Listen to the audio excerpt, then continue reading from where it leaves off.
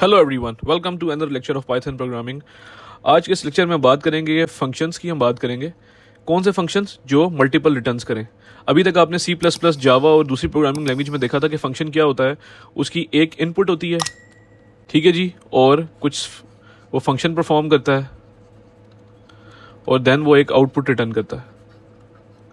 But input can be multiple, but output जो है वो हमेशा सिंगल होती है, ठीक है जी। यानी कि फंक्शन हमेशा एक ही चीज़ रिटर्न करता है।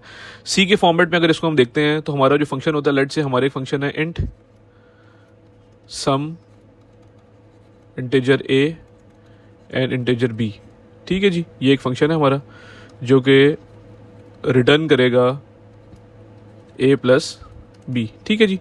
तो यहाँ पे फंक्शन देख सकते हैं, इसकी जो रिटर्न टाइप है वो 1 है और इसके जो इनपुट हैं वो मल्टीपल हैं, ठीक है जी। बट पाइथन में एक बड़ा यूनिक सा फंक्शन है और वो ये है कि हम मल्टीपल रिटर्न्स के साथ फंक्शन डिफाइन कर सकते हैं। वो कैसे करते हैं, उससे पहले ये चीज़ देखने के लिए हम सबसे पहले देखेंगे कि फंक्शन इसमें कैसे काम करते हैं। तो फंक्शन पहले होता क्या है। फंक्शन ये एक ब्लॉक ऑफ कोड होता है which only runs when it is called. ये जब उस वक्त ही रन करता है जब हम इसको कॉल करते हैं। There are really useful if you have operations that need to be done. बार बार जो आपने कैलकुलेशन या ऑपरेशन करना होता है उसके लिए आप फंक्शन को यूज़ करते हैं, उसके लिए बहुत यूज़फुल होता है।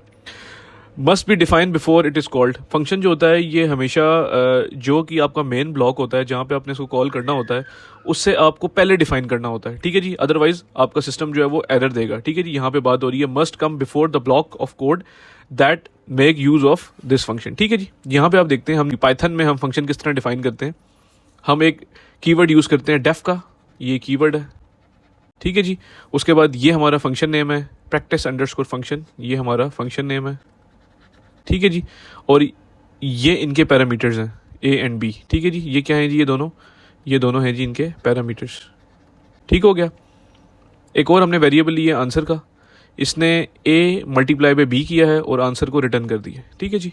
अब इस फंक्शन को हम मेन में कॉल कैसे करेंगे। लेट से हमारे पास एक वेरिएबल एक्स जिसको हमने असाइन कर दिया 5, एक वेरिएबल है वाई जिसको हमने असाइन कर दिया 4, ठीक है जी।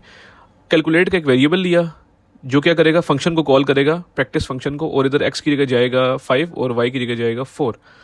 तो कैलकुलेट में आंसर आना चाहिए 20, ठीक है जी। तो जैसे ही हम प्रिंट करेंगे तो यहाँ आप देख सकते हैं आउटपुट में यहाँ 20 आंसर आ जाएगा, ठीक है जी।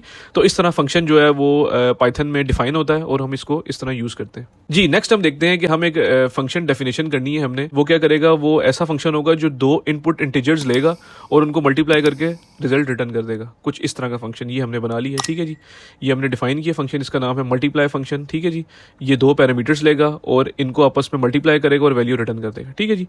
नेक्स्ट हम क्या करेंगे, हम यहाँ पर लेंगे इसी फंक्शन को यूज़ करने के लिए हम यहाँ एक नंबर की लिस्ट लेंगे जो कि लिस्ट ये है जिसमें 1, 2 एंड 3 है। देन हम एक मल्टीप्लायर लिस्ट लेंगे 2 एंड 4। हम नेस्टेड लूप यहाँ पे यूज़ करेंगे, यहाँ पे हम यूज़ करें इस जगह पे हम यूज़ करें nested for loop, nested for loop, ठीक है जी। इसमें क्या हो रहा है, n in number of list, यानी कि जितने नंबर ऑफ लिस्ट में एलिमेंट है, कितने एलिमेंट है यहाँ आप देख सकते हैं, यहाँ पे 3 एलिमेंट्स हैं। 3 टाइम्स चलेगी। सबसे पहले प्रिंट होगी एक सिंगल लाइन, ठीक है जी, अंडरस्कोर। उसके बाद हम यहाँ पे एक और लूप लगाएंगे जो होगी आपकी किसके लिए, इस मल्टीप्लायर के लिए, मल्टीप्लायर लिस्ट के लिए।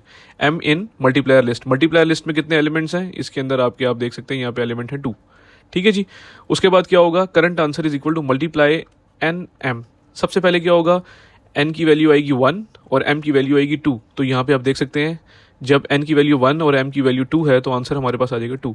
नेक्स्ट में फिर n की वैल्यू 1 और m की वैल्यू 4 आएगी जो कि इसका सेकंड आइट्रेशन में, और यहाँ पे आ जाएगा 4। इस तरह ये 3 दफ़ा चलेगा। क्यों 3 दफ़ा चलेगा, 1, 2 एंड 3, इसलिए 3 दफ़ा चलेगा क्योंकि आपकी जो नंबर लिस्ट है इसमें 3 एलिमेंट्स हैं, ठीक है जी। और लूप जो है ये इस तरह चल रहा है। तो इस तरह हमने नेस्टेड लूप का यूज़ करते हुए अपने मल्टीप्लायर के फंक्शन को यहाँ पर हमने यूज़ किया। तो गाइज अब आ चुका है मेजर पार्ट जो कि हम देखना चाहते हैं कि हम एक फंक्शन से मल्टीपल रिटर्न्स कैसे ले सकते हैं, और वो है ये, ठीक है जी, जो कि बहुत इंपॉर्टेंट टॉपिक है कि मल्टीपल रिटर्न्स एक फंक्शन से कैसे आती हैं, ठीक है जी। ये आपका इंपॉर्टेंट टॉपिक है पाइथन में। तो यहाँ पे आप देखते हैं आपका एक फंक्शन है, मल्टीप्लाई का फंक्शन है जो डिफाइन हुआ है इस जगह पे। इसमें एक रिजल्ट आ रहा है a मल्टीप्लाई बाय b, जो कि जो भी आप नंबर यहाँ पे इनपुट करें a और b उसको मल्टीप्लाई कर रहा है। नेक्स्ट वो क्या कर रहा है, जो रिजल्ट आ रहा है उसका स्क्वायर ले रहा है, ठीक है जी। यहाँ पे आप देख सकते हैं रिजल्ट का स्क्वायर लिया जा रहा है और रिटर्न में पहले रिजल्ट रिटर्न हो रहा है, फिर रिजल्ट 2 रिटर्न हो रहा है। ठीक है जी, तो ये 2 वैल्यूज़ रिटर्न कर रहा है। अब इसको कैसे हम यूज़ करेंगे, हम सेम प्रीवियस फंक्शन यूज़ करते हैं। एक हमारे पास ये नंबर लिस्ट है और एक मल्टीप्लायर लिस्ट है, यही हमने नेस्टेड लूप यूज़ की एन से लेकर लिस्ट नंबर तक। और अब हम क्या करेंगे, अब हमारे पास 2 वेरिएबल होंगे, एक होगा करंट आंसर और एक होगा आपके पास करंट आंसर 2। ठीक है जी, करंट आंसर में क्या आएगा, करंट आंसर में आएगा simple multiplication A multiply by B, और आंसर 2 में क्या आएगा, जो भी रिजल्ट है, जो भी आपका रिजल्ट है उसका स्क्वायर आएगा। ठीक है जी, तो हम यहाँ पे प्रिंट करवा दिए करेंगे आंसर और करंट आंसर, जिस तरह आप देख सकते हैं।